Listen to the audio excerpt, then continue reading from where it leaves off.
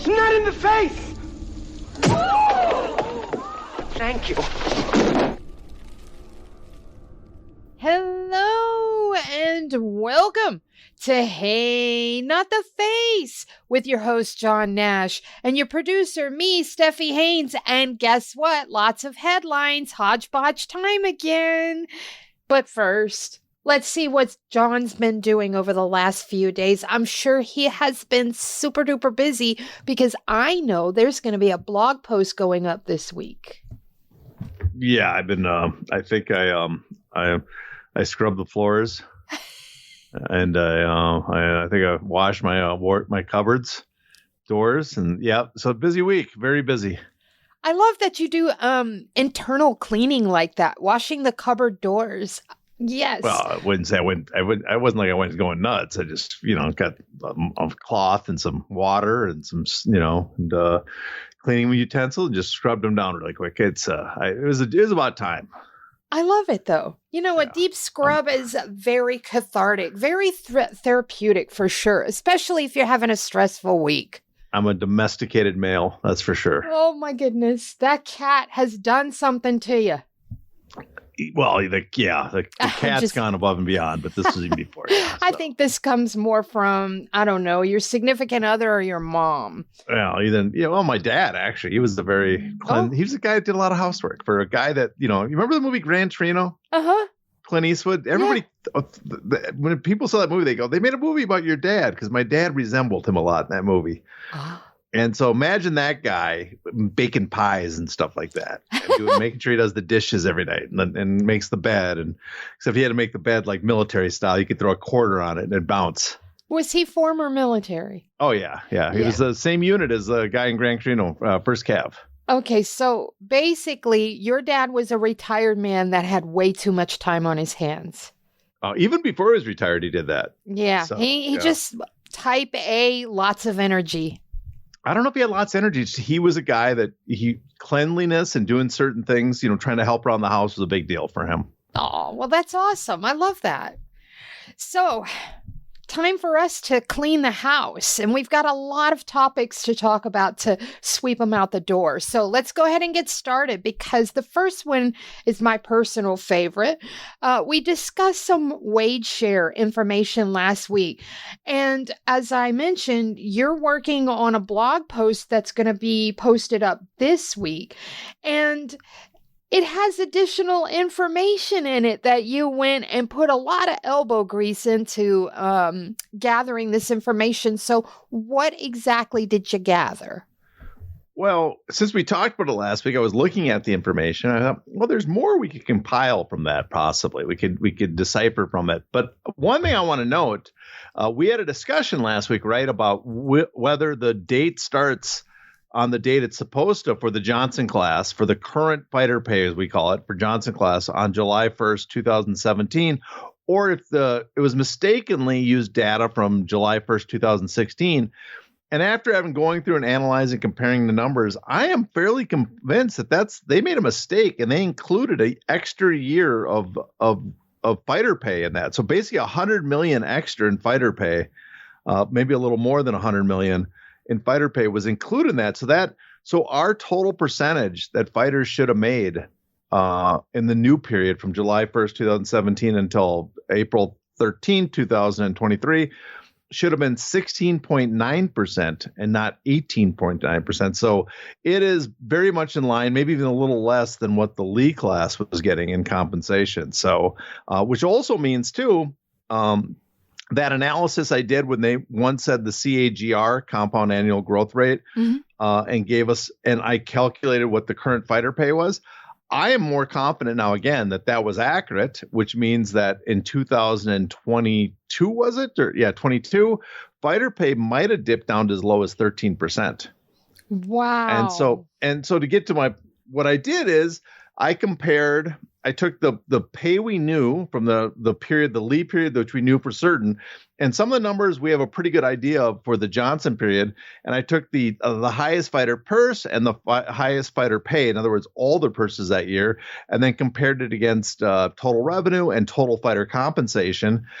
And you get some fluctuations, and you can kind of see how the UFC has set it up over time that as the higher pay goes up, it might dip into the total fighter pay that year, make up a bigger portion of the total fighter pay, but it doesn't impact much the total, how much they're paying to the top guy in total revenue.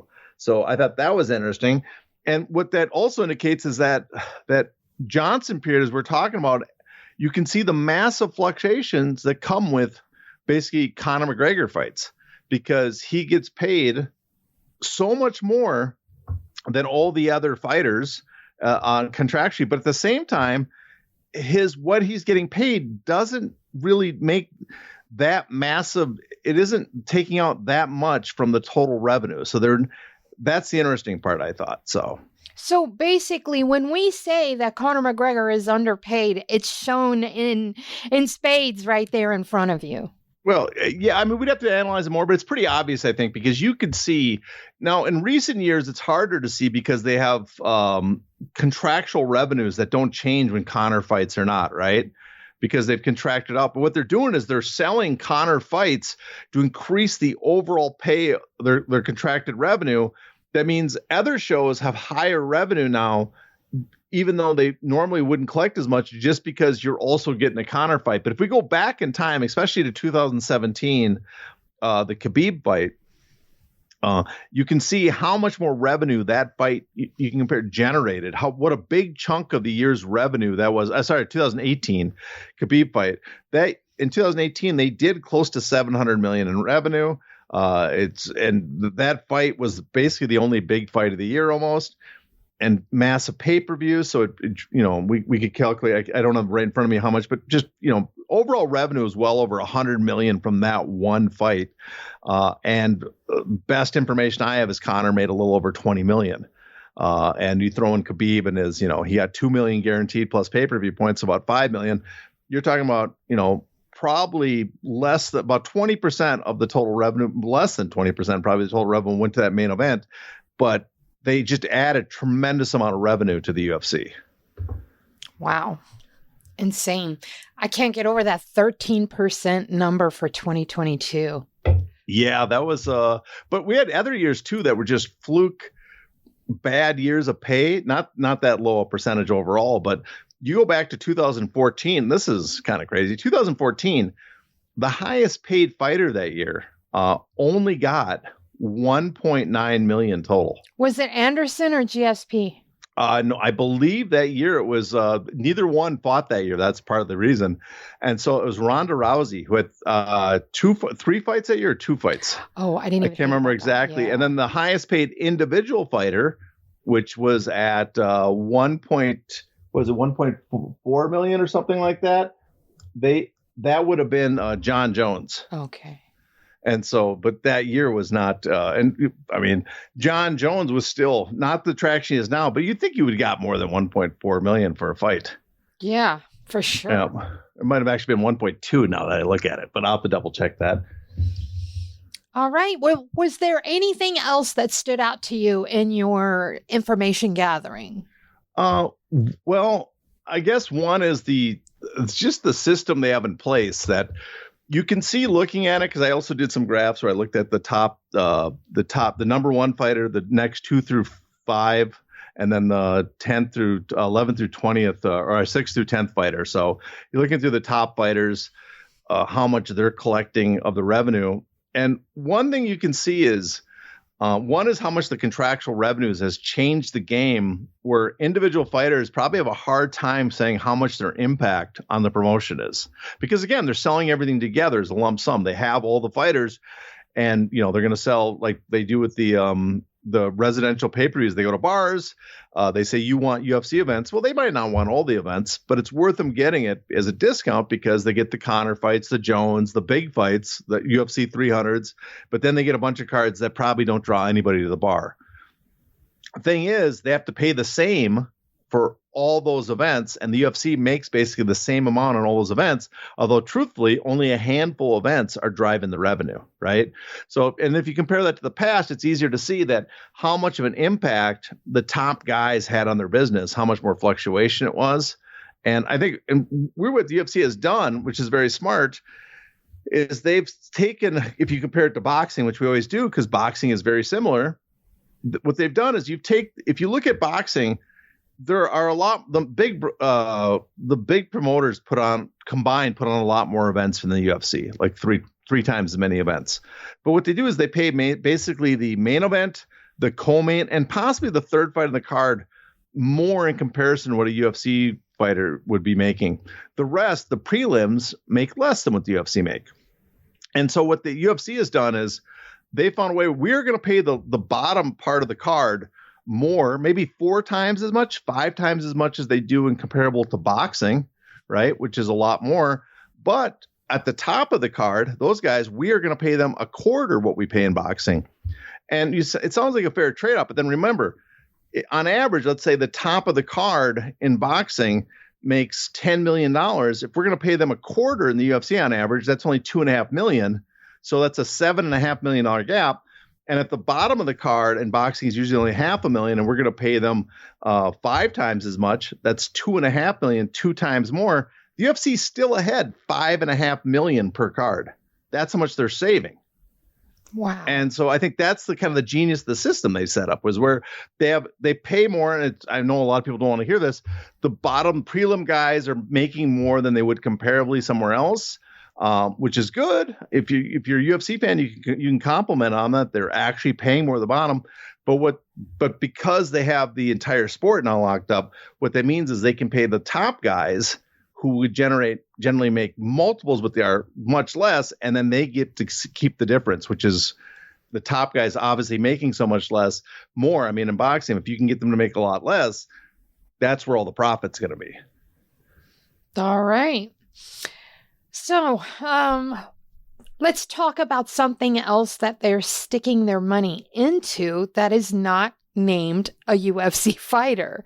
And that's this massive $20 to $25 million expansion that's going on at the Apex. Now, I say 20 to 25 million because Dana White has used both of those numbers. In some cases, he says we have a $20 million expansion going on. Sometimes he says it's a $25 million expansion going on. We know Dana doesn't really keep track, or he willfully boasts things higher than they actually are. But the thing is the expansion's going on. In November, it's going to be shut down, and it'll be shut down for 6 to 8 months to complete this mega overhaul. And according to Dana, it will be much more accommodating to fans, because right now you have to get an experience package to get tickets to watch.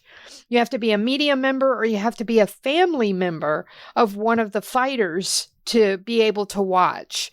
So who can afford those media experience packages other than the wealthy? Because they start at around $1,600 a ticket.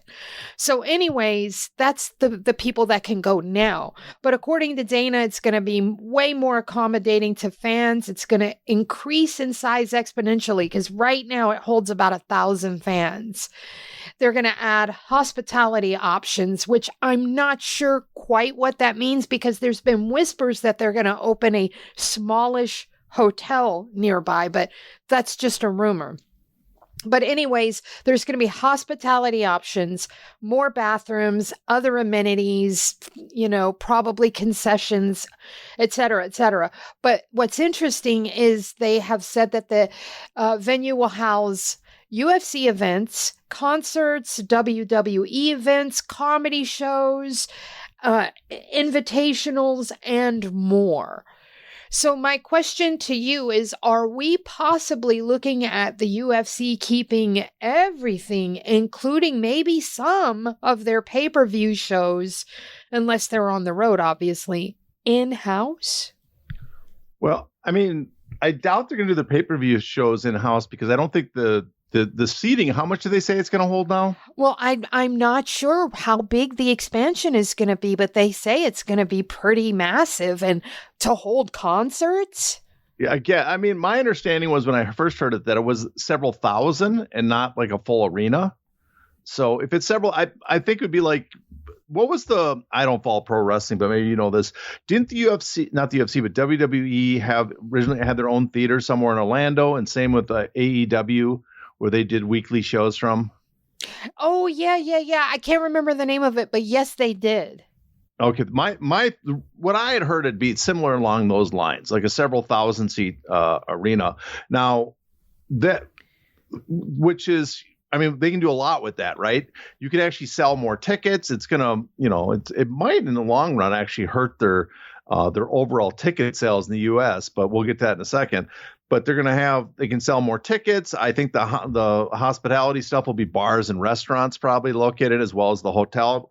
I think part of it too is when the COVID hit, they expanded the idea of the Apex. They always were going to do the Apex, and they expanded it. I think one thing they can do as a security measure for investors and people that are giving them loans and contracts is they can show to them and say, listen, you do not have to worry about us putting out content, because if something like COVID ever happens again, we have the infrastructure to lock down now and keep generating shows, right?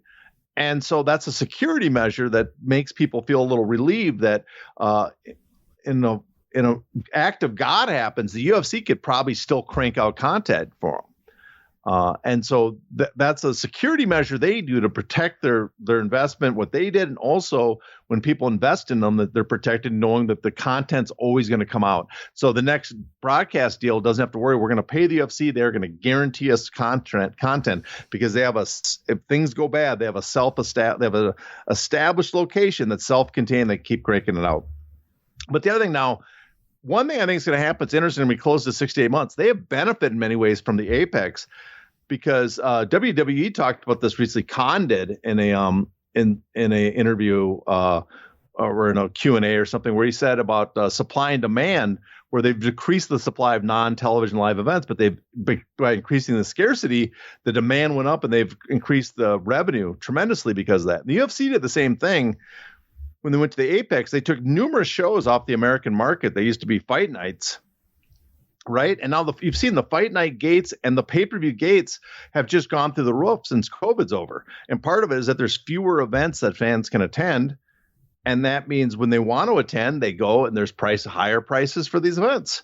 And so having more shows there, more tickets might actually weaken what they're doing. But I'm sure they've looked at it and said, well, the benefits on our next TV package and sponsorship and all the other parts that go with it are offset by this, so it's worth doing.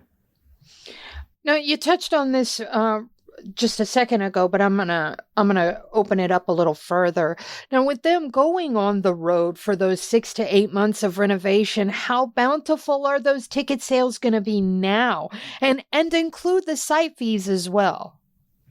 Well, I mean, that's one thing. They've been able to increase site fees tremendously, and that's Morgan Stanley did a report, and they talked about how TKO as a whole is up to almost like $200 million in site fees, right? And a lot of it's probably the Saudis and United Arab Emirates are the vast majority, but they're looking from site fees from everybody. And there was a report that Brandon Thurston had about Houston site fee of half a $500,000 for an event that they did that the WWE was trying to block, which seems ridiculous. They're going to block public information when it's public money going to you. But WWE has been able to vastly increase their site fees now for every event. And UFC is going to be looking to do the same. Now, when they get back on the road and they add, let's say, 10 events in the U.S., or maybe they're going to save them for overseas. I don't know what their plan's going to be. But if they put more shows on the road, it might be the demand for those site fees might go down because the audience, because right now what they're selling people is that people travel and spend money in your city when we come there. And part of the reason they do that is because there's so much fewer events being held around the country that people literally, when they want to see the UFC come to town, it's not as common in their area as it used to be. They have to pack up and go see it. And so but if it's a short span, it probably won't impact the site fees. So. Okay. Now, last week, UFC sent out a press release about some of the unique touches that UFC Noche will have. Do you think that those touches fit the $20 million plus price tag that Dana White says the production cost will come to? To access the bonus content of this episode, you must be a paid subscriber. To do that, go to heynottheface.substack.com and subscribe today.